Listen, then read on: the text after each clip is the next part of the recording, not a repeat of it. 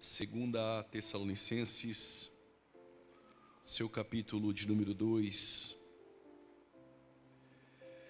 Nós vamos fazer a leitura a partir do versículo de número 1.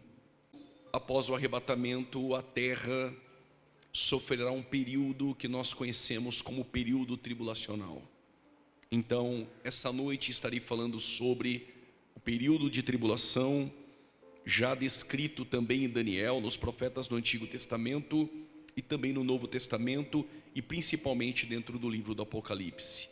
Irmãos, no que diz respeito à vinda do nosso Senhor Jesus Cristo e a nossa reunião com Ele, pedimos que vocês não se deixem demover facilmente do seu modo de pensar, nem fiquem perturbados, quer por espírito, quer por palavra, quer por carta, como se procedesse de nós, dando a entender que o dia do Senhor já chegou.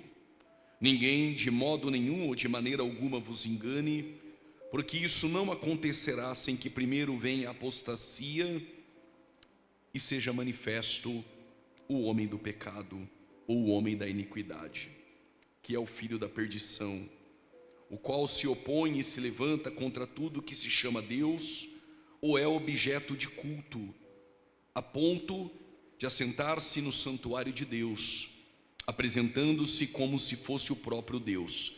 Vocês não se lembram que eu acostumava lhe dizer estas coisas quando ainda estava convosco? E agora vocês sabem o que o detém, para que lhe seja revelado ao seu tempo, porque o mistério da iniquidade já opera e aguarda somente que seja afastado aquele que agora o detém.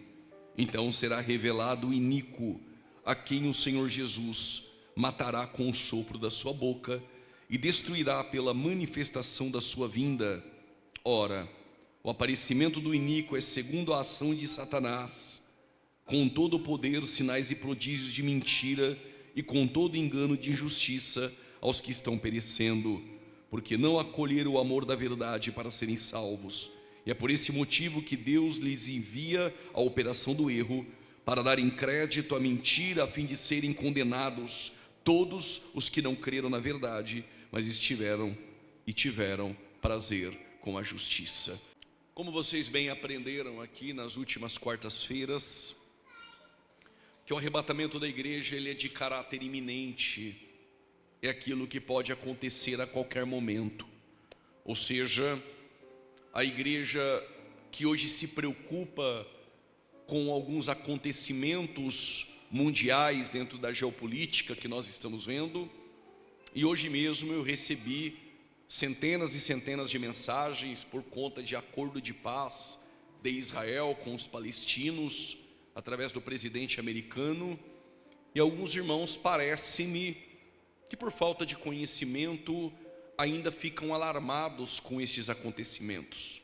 Outros, quando cai uma bomba em Israel, eles vão para as redes sociais para dizer: agora Jesus está voltando. Só para lembrar aos irmãos que para Jesus voltar, nós não dependemos nada de Israel, nem de acordo de paz, e muito menos de guerras que acontecem lá. Até porque em Lucas 21, versículo de número 24, Jesus disse: Jerusalém será pisada, até que o tempo dos gentios se completem.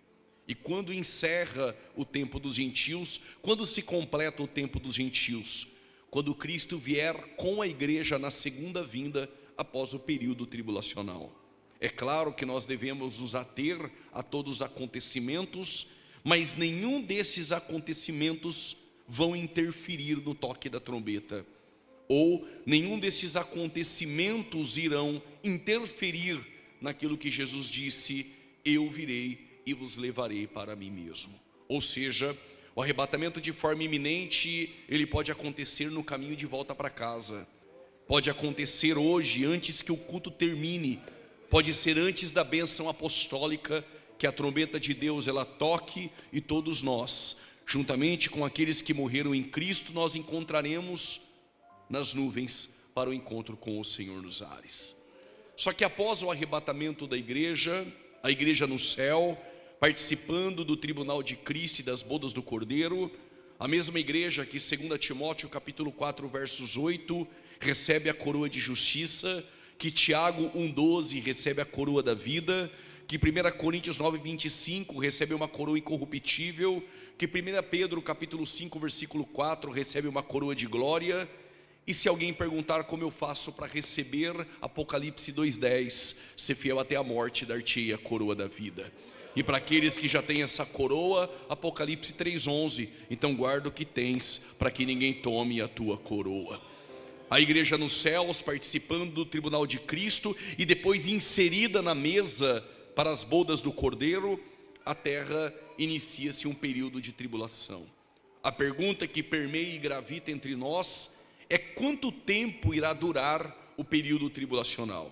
Em um programa de rádio, um pós-tribulacionista disse que tribulação de 7 anos, quem inventou isso foi a Assembleia de Deus, para descartar essa falácia que criaram, para mostrar que não foi a Assembleia de Deus, mas que foi o próprio João que defendeu que a tribulação ela vai ocorrer por 7 anos.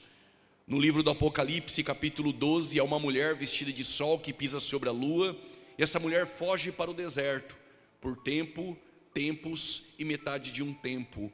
Tempo, 1 ano, tempos, 2 anos, metade de um tempo, 6 meses. Ela foge para o deserto por 1260 dias, 3 anos e meio. E as 2 testemunhas irão profetizar por 42 meses, 3 anos e meio. Não precisa ser um Pitágoras. 3 anos e meio, mais 3 anos e meio, totaliza 7 anos de tribulação. E olha que nós nem precisamos usar a 70ª semana de Daniel, que é a última semana de anos, que totaliza os 7 anos. Quando a igreja for arrebatada, a terra passará por um período de tribulação, e este período vai perdurar por 7 anos. Como inicia este período tribulacional? O período tribulacional, que no Antigo Testamento recebiam alguns nomes, no Novo Testamento também. O apóstolo Paulo citou o período tribulacional, e os termos para este período, eles mudam. Como por exemplo, Jeremias capítulo 30, versículo de número 7. Jeremias disse que virá um período da angústia de Jacó. Observe que não é a angústia da igreja, é a angústia de Jacó. O que Jeremias está dizendo é que virá uma angústia para Jacó. E a expressão angústia em hebraico é tsará. E tsará significa uma mulher com dores de parto, pronta para dar à luz. Lembra do que Jesus disse no sermão profético em Mateus 24, a partir do versículo 3 até o versículo de número 8, princípio de dores. E o que é o princípio de dores? Uma mulher que está com princípio de dores, pronta para dar à luz. Ou seja, o período tribulacional, ele é metaforicamente ilustrado já no Antigo Testamento, e até mesmo por Jesus, como um princípio de dores, como uma mulher que está de parto, pronta para dar à luz. Ou seja, o período tribulacional é contrações de dores de parto. Mas a mulher, depois de sofrer a dor de parto, ela dá à luz a uma criança, que é um novo tempo, uma nova história. O período de tribulação é exatamente isso. São 7 anos de dores de parto, até que a terra dará à luz a um novo tempo, que é um período de 1000 anos, que é um período de um reino milenar, e nós iremos falar sobre isso, provavelmente na próxima quarta-feira. O período tribulacional, que por Jeremias é chamada de angústia de Jacó, este mesmo período é chamado em Sofonias, capítulo 1, versículo de número 14 a seguir. Joel, capítulo de número 2, versículo de número 1. E também nós temos Malaquias, capítulo 4, a partir do versículo de número 1, necessariamente o versículo de número 5. Para aqueles que estão anotando, vou repetir os textos. Jeremias, capítulo 30, versículo 7. Joel, capítulo de número 2, versículo de número 1. Temos também Sofonias capítulo 1, versículo de número 14, e Malaquias capítulo de número 4, versículo de número 1 até o versículo de número 5. Estes profetas profetizaram sobre o período tribulacional, chamando de dia do Senhor. E o que é o dia do Senhor? É exatamente um período não de 24 horas, mas um período que se estende por um tempo. E este período é um período de tribulação que virá sobre toda a terra.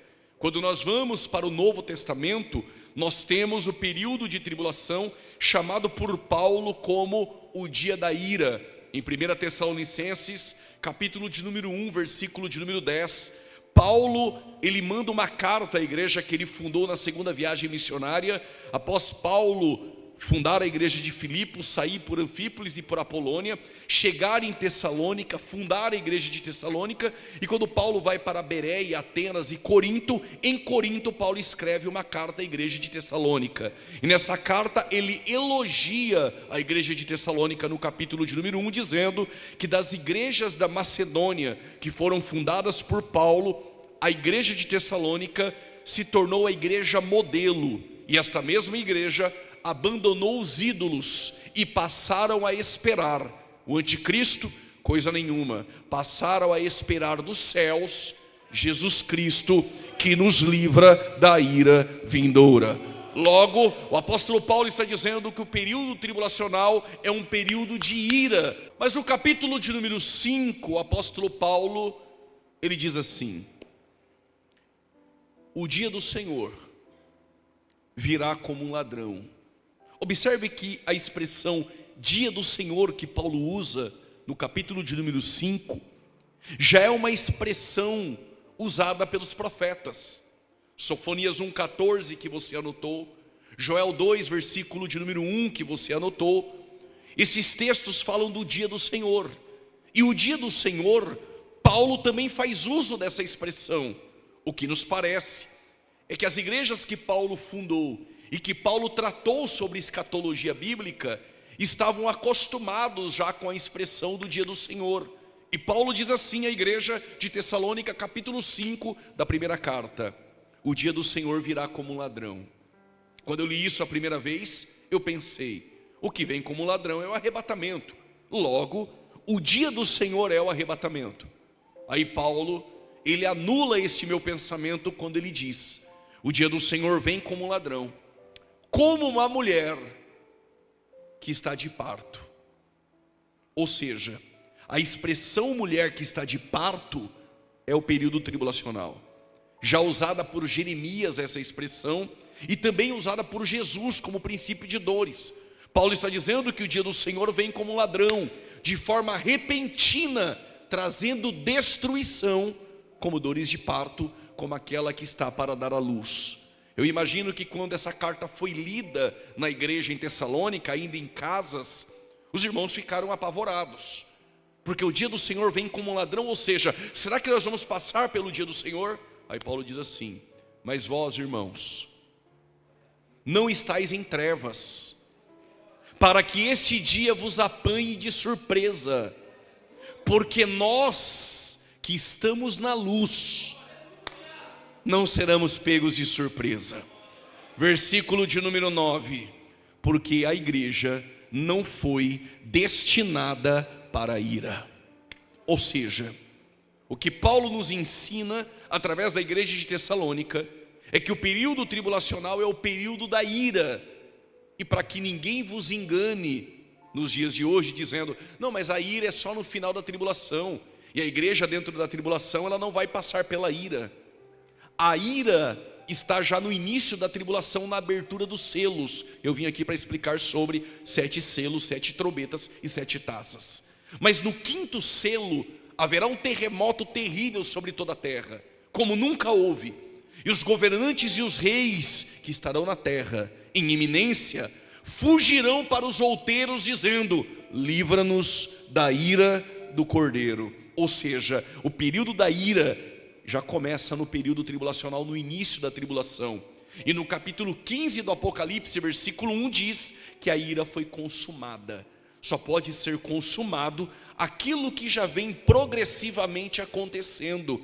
Então a ira é por todo o período de tribulação. A diferença é que os 3 primeiros anos e meio já temos a ira, mas é uma ira ainda não tão intensificada, como vai aumentar a intensidade dessa ira nos 3 anos últimos e meio, que Jesus chama de a grande tribulação, ou a grande aflição que virá sobre toda a terra. É o próprio Jesus, em Mateus 24, 21, ele diz: desde o princípio nunca houve, tampouco haverá uma aflição como esta, Ou seja, o que Jesus está dizendo é: desde o princípio nunca houve e não haverá um período de tribulação como este que virá sobre toda a terra. O que Jesus está dizendo é: não se compara as tribulações da história da igreja com este período de 7 anos, que será único como nunca houve. Não vai ter quartas-feiras falando de escatologia, arrebatamento da igreja e nem tribunal de Cristo. Vai ter o anticristo com o seu governo decapitando aqueles que não se marcarem com a marca da besta. Então está mais fácil agora ouvir o toque da trombeta e subir para encontrar com Cristo, do que ficar aqui dentro do período tribulacional, sofrendo a ira sobre a terra. E o próprio anticristo, ele é a manifestação dessa ira. E aqueles que não se prostrarem ao seu governo serão decapitados, degolados e mortos. Daqui a pouco nós entraremos com textos para trabalhar essas questões com mais perspicácia. Quando nós lemos o livro do Apocalipse, nós precisamos compreender a divisão do livro do Apocalipse e entender dentro do livro do Apocalipse onde está o período tribulacional dentro deste livro.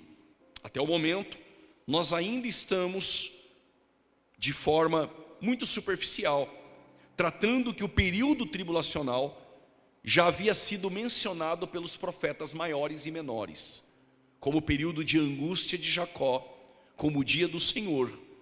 Mas no Novo Testamento, estes períodos da história da igreja não se compara com o período da ira que Paulo trata com os irmãos em Tessalônica, com o período da tentação que há de vir sobre toda a terra, mencionada por João em Apocalipse, o período de grande tribulação ou aflição, como o próprio Jesus disse no sermão profético. E Paulo também usa a expressão dia do Senhor para o período tribulacional. Mas afinal de contas, no livro do Apocalipse, quais os capítulos que mencionam o período tribulacional? Para isso, nós precisamos compreender como dividir o livro do Apocalipse. É do saber dos irmãos que o livro do Apocalipse tem diversas interpretações, diversas escolas de interpretações sobre o livro do Apocalipse. Mas nós, assembleanos, e que também somos futuristas e pré-milenistas, nós temos uma leitura do livro do Apocalipse de forma literal. Ainda que o livro do Apocalipse tenha símbolos como besta que sobe da terra, besta que sobe do mar, antiga serpente e o dragão, 144 mil, uma mulher vestida de sol que pisa sobre a lua, que foge para o deserto, estes símbolos são interpretados pela própria Bíblia. Nós não temos o direito de espiritualizar estes textos e querer colocar uma interpretação nossa e ferir a exegese bíblica. Quando nós olhamos para sol e lua, por exemplo, dessa mulher vestida de sol que pisa sobre a lua, sol e lua aparece na Bíblia, o sonho de José.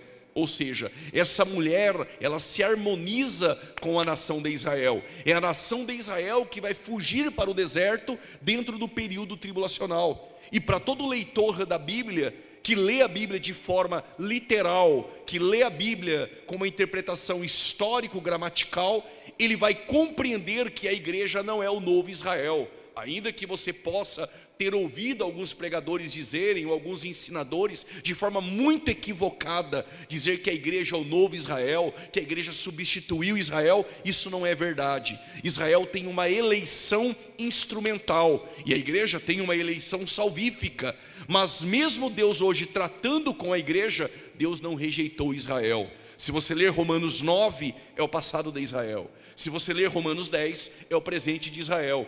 Mas se você ler Romanos 11, versículo 25 a seguir, o que Paulo fala sobre Israel? E todo Israel será salvo. Quando? No futuro, por causa de uma nova aliança com a casa de Judá e com Israel. Chegará um tempo futuro em que o próprio Israel terá um encontro com o teu Deus. Não é aquele texto que alguns congressos de forma equivocada lê Amós 4,12 dizendo: prepare-te, ó Israel, para encontrar com Deus. Aí nós pregadores vamos lá e temos que arrumar esse texto. Por quê? Prepare-te, ó Israel, para encontrar com Deus. Israel não é a igreja. Prepare-te, ó Israel, é a própria nação étnica de Israel, ou seja, Israel na tribulação será preparado para encontrar com Cristo no final da tribulação e se converter e reconhecer que Ele é o Messias. Escute isso agora. Se as profecias do Antigo Testamento se cumpriram em Cristo no seu ministério, literalmente, por que as profecias futuras que falam sobre tribulação, salvação para Israel, nós vamos alegorizar e colocar dentro da igreja? Ou seja, não tem igreja no Antigo Testamento. No Antigo Testamento só tem Israel. E todas as profecias futuras para a nação de Israel, todas irão se cumprir literalmente. Ou seja, hoje Deus está tratando com a igreja. Plenitude dos gentios. Israel rejeitou o Messias. Então os ramos originais, Romanos 11, foram cortados da oliveira. E nós fomos enxertados. Qual a divisão exata do livro do Apocalipse? Lembra que eu disse? Há várias interpretações sobre o livro do Apocalipse. A interpretação historicista diz que o livro do Apocalipse está se cumprindo durante a história. A interpretação alegórica, chamada de idealista, são dos nossos irmãos presbiterianos. Eles acreditam que o livro do Apocalipse, os personagens que nele estão, são todos espirituais e nada é literal. Por exemplo, os 144 mil, que a Bíblia diz que é 12 mil de cada tribo, eles dizem que é a igreja. A mulher vestida de sol que pisa sobre a lua, eles dizem, é a igreja. O período de 1000 anos, como diz Apocalipse 20, eles dizem, a Bíblia diz que é 1000, mas não é 1000, é alegórico. Percebe como eles alegorizam textos sem critério exegético? Logo, a interpretação correta é baseada em Apocalipse 1:19. O que Jesus disse para João, capítulo 1, versículo 19, João escreve: as coisas que vistes, as que são e as que brevemente hão de acontecer. Quais são as coisas que vistes? Estou dividindo o livro do Apocalipse em 3 partes, conforme o próprio livro se divide. As coisas que vistes, as que são e as que hão de acontecer. Mas o livro do Apocalipse também fala das coisas que brevemente hão de acontecer. Capítulo 4 e 5 é atemporal. Precisaria de uma quarta-feira só para o capítulo 4 e 5. Mas do 6 ao 22 são coisas que hão de acontecer. Ou seja, irmão, quando você estiver em sua casa lendo o Apocalipse, se ler o capítulo 1, já aconteceu. O Cristo glorificado apareceu para João, mas é o mesmo Cristo glorificado que nós veremos na eternidade. Capítulo 2 e capítulo 3, aquelas igrejas da Ásia, 7, hoje é ruínas. Aquelas igrejas passaram, mas a reprimenda, os elogios, as promessas estão de pé para nós. Mas do capítulo 6 ao 22, tudo que você ler ali só vai acontecer após o arrebatamento da igreja. Dá até vergonha dizer isso aqui, mas na pandemia tinha uns gafanhotos na Argentina, e crente que não vem na escola bíblica dominical e falta no culto de doutrina, é razoável que faça isso. Apocalipse 9 está se cumprindo, os gafanhotos já estão chegando na terra. Sabe o que tem em Apocalipse 9? Um ser desce do céu, abre o poço do abismo, após receber a chave de um outro ser, e do poço do abismo sairá Abaddon, Apolion e gafanhotos, cabelos como fio de ouro, picadas de escorpiões, e atormentarão a terra por meses. São demônios, irmãos. E por que João disse que saem como gafanhotos? É porque eram tantos demônios que saíam em bando para atormentar a terra. Aí quem não lê a Bíblia não sabe que Apocalipse do 6 ao 22 só ocorre após o arrebatamento. Pegou o capítulo 9 e colocou na pandemia. E para piorar, ainda disse que os demônios eram os gafanhotos que estavam na Argentina e já estavam vindo para o Brasil. Esses demônios irão atormentar a terra. Mas as irmãs podem ficar tranquilas, que neste momento vocês estarão vestidas de linho branco puro, resplandecente, sentada na mesa das bodas do Cordeiro. Só que o período tribulacional dentro do livro do Apocalipse, se eu já aprendi que do 6 ao 22 é futuro, e a tribulação está onde no Apocalipse? Do 6 ao 18. A tribulação que ocorre após o arrebatamento da igreja está inserida em Apocalipse do capítulo 6 até o capítulo de número 18. Tudo que você ler em Apocalipse do capítulo 6 ao 18 é o período tribulacional.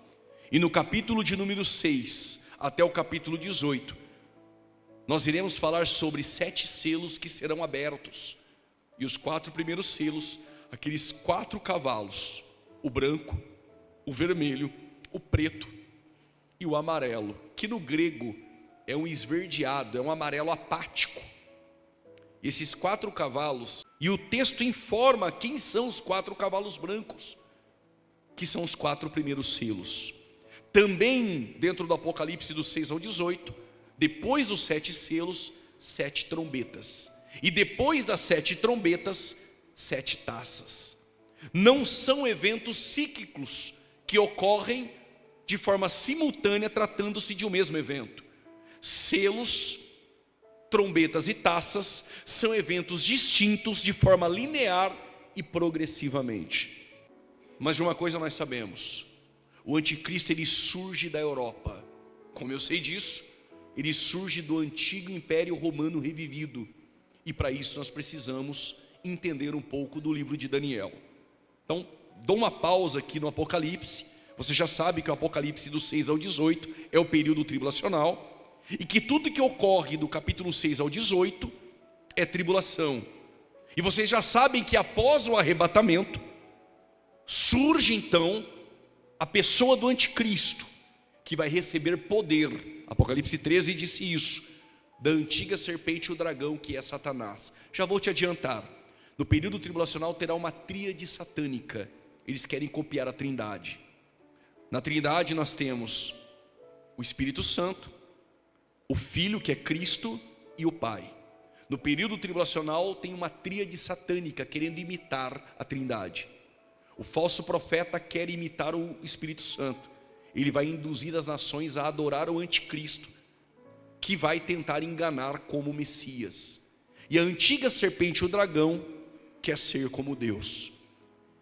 E Satanás, que é a antiga serpente, o dragão, Diabolos no Novo Testamento, ou Satã no Antigo Testamento, é ele que vai dar poder para o anticristo. O anticristo não é um demônio, o anticristo é um homem político, irá falar bem, enganará as nações, vai solucionar o caos econômico que vai estar toda a terra vivendo.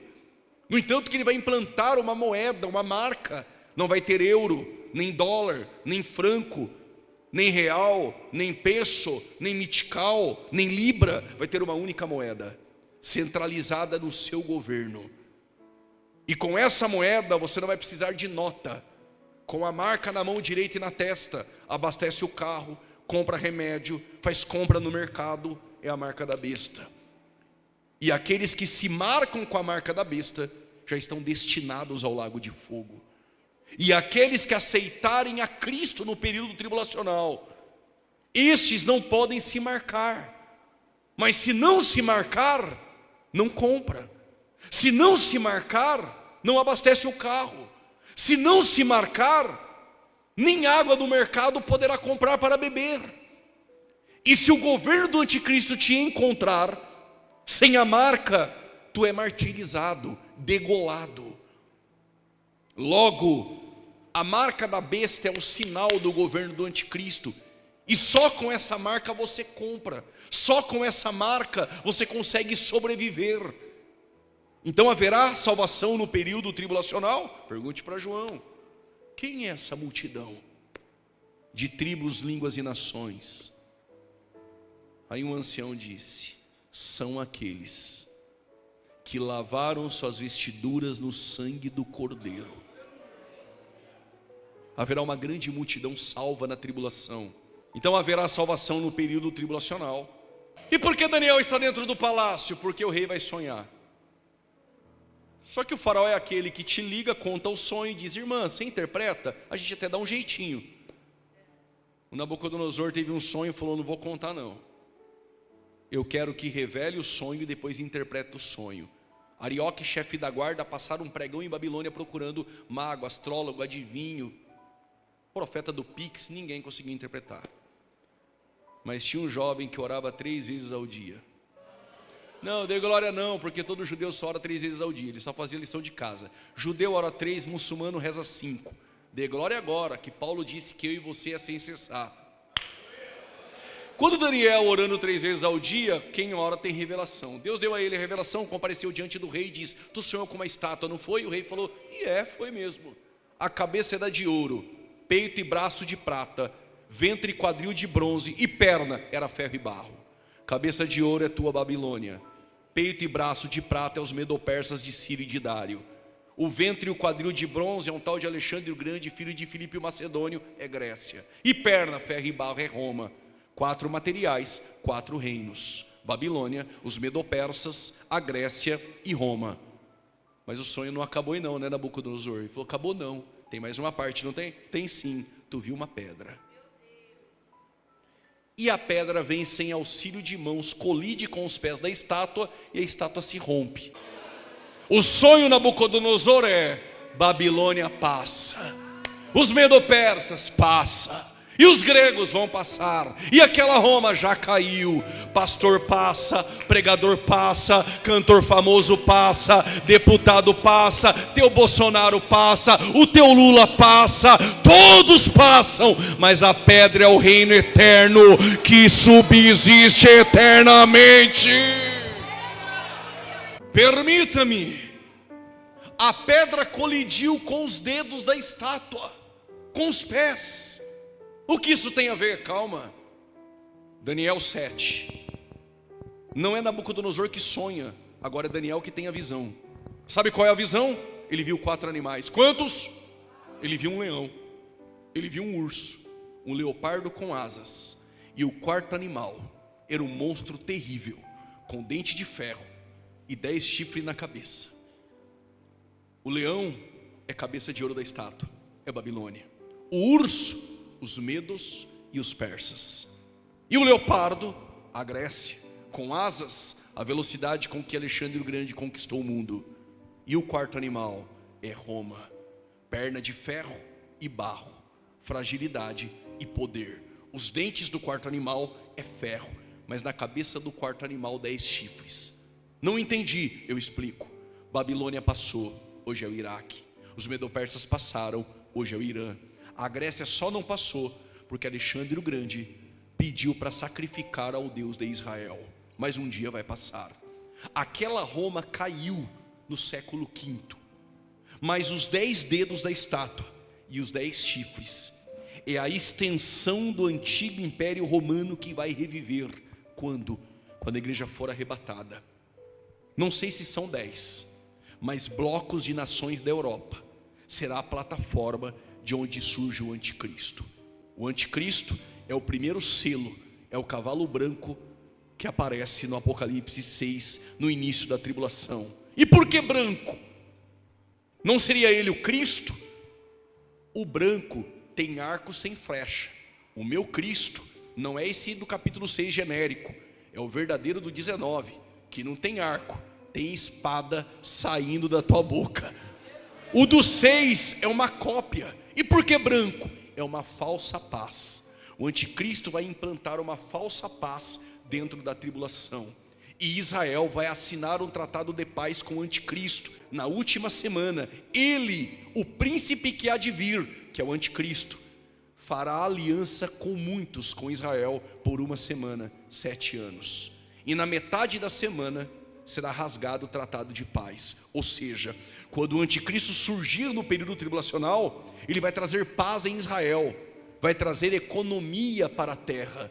Todos irão se curvar e dizer: esse só pode ser o Messias. Vai enganar a muitos. O período da tribulação será o período da ira. Mas eu e você, eu vi um glória a Deus aqui, mas eu e você estaremos sentados na mesa. Quem vai estar na mesa? Quando tu dá uma olhadinha para o lado, Abraão, Isaac, Jacó, João Batista com uma cabeça novinha, Jó, Davi, Paulo, pastor Reginaldo, a irmã Michele, esse crente aí atrás de você, esse aí do teu lado. Imagina as irmãs na mesa conversando, elas, Ruth, Raabe, Maria, ninguém vai aguentar. Mas Jesus também vai estar na mesa para servir a ceia das bodas do Cordeiro. Só quem vai estar lá naquele dia, dê um grito de glória essa noite.